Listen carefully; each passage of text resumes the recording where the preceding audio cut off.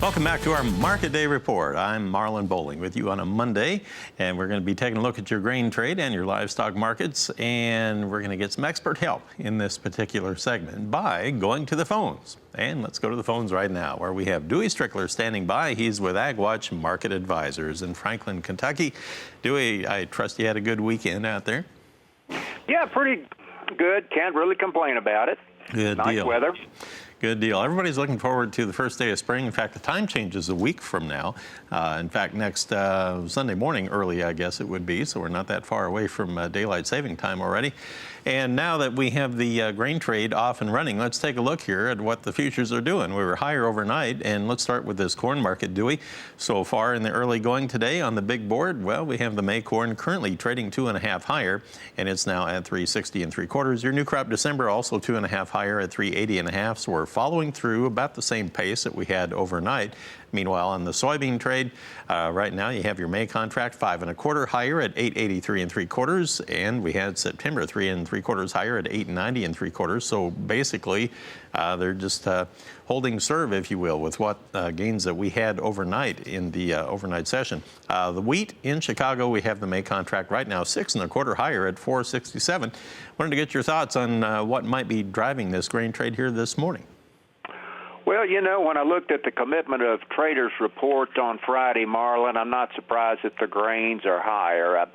We have the funds are short a record amount of wheat. They're short a record amount of corn. They're short a record amount of soybeans. Now, I don't know that I recall that I've ever seen them short a record all three grains. Now, what is interesting is that in the wheat, while the funds are short a record amount, the commercial traders are long about 215 million bushels of wheat. Now, this is just slightly short of the record that they had here of 230 million bushels back in 2006. So long story short, you're seeing a little bit of a squeeze here.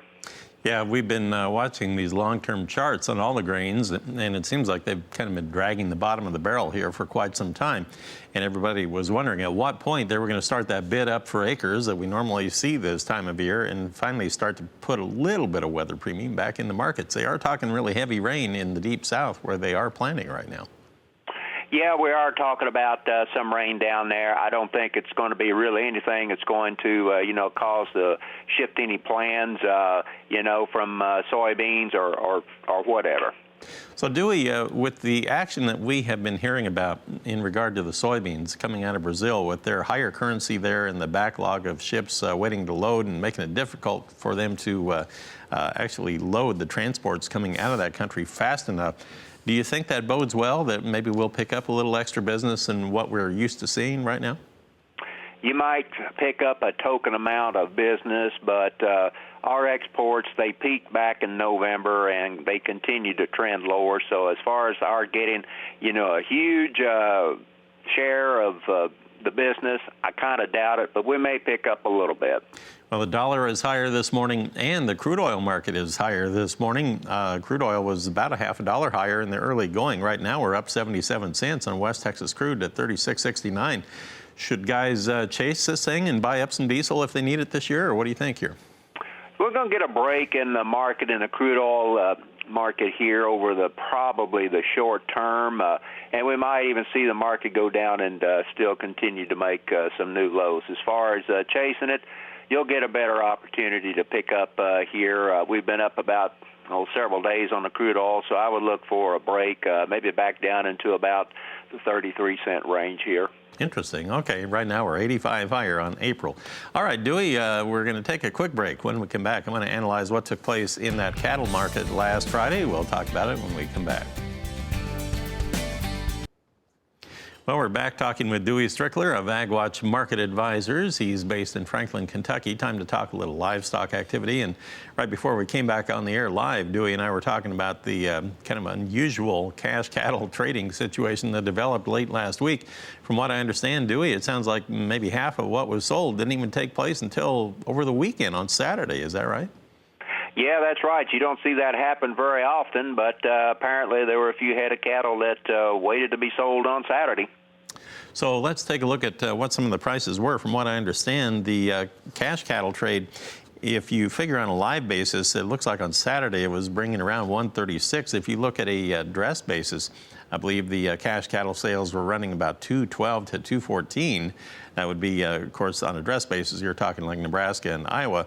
So if those prices are actually what we saw, Dewey, that would basically be about steady with what we had last week, right? Yeah, that's exactly right. So what do you think the Packers are going to do this week? From what I'm reading on the wires this morning, it sounds like maybe the show list might be a little bigger this week.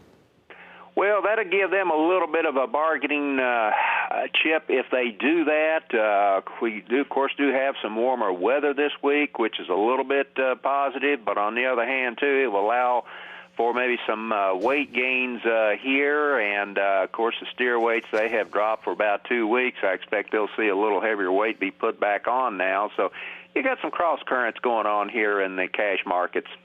So with the equity markets trading the way they are, do you think that that bodes well, that we might pick up a little extra demand here in the meat trade?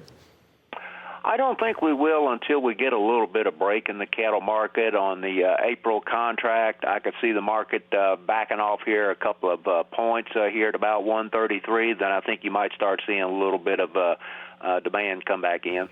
Well, the early trade is definitely weaker here. Looking at the live cattle market right now, we are showing April down 88 cents at 135.47. We were over $1 lower there just a second ago. June is down 96 right now at 125.52. August down 87 at 121.05. So definitely a weaker start to the day here. On the feeder cattle side, here we go with the March contract down 95, but all the rest are over $1 lower. April feeder is currently down $1.17 at 157.05. May feeder is now $1.10 lower at 156.08. Does that concern you much or not?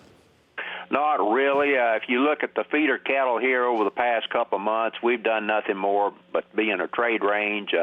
Here last week we got up to the upper end of the trade range, couldn't break out, so now we're backing off. You could see these feeders easily back off about $2 to $3. We could, okay, and that wouldn't scare you at all? Not at all. Okay, that's interesting. All right, now let's take a look at the lean hog trade. How is it performing this morning? So far, if we go to the big board, we have the April lean hogs losing 38 cents at 70.42. May is down a couple of pennies at 77.30. June down 17, but does that counter the nice close that we saw on Friday in the lean hog trade, or is that just some correction taking place here? Right now, it looks like, Marlon, we're in a little bit of a correction from the highs we made a couple of weeks ago. The market appears to be consolidating. Doesn't look like we put in an important top. Wouldn't be surprised if we don't see these April hogs get back above the highs they made a couple of weeks ago here at, looks like it's around 72.22. Could see a little bit of bump up above that before we see a sharp break. But I'm going to look for a sharp break once that happens. All right. Well, Dewey, thank you. Good to visit with you again. Dewey Strickler with AgWatch Market Advisors in Franklin, Kentucky. You can give him a call for more market info. Interesting start, a weaker start on all the livestock trade here today. Yeah, very interesting indeed. Thanks so much, Marlon.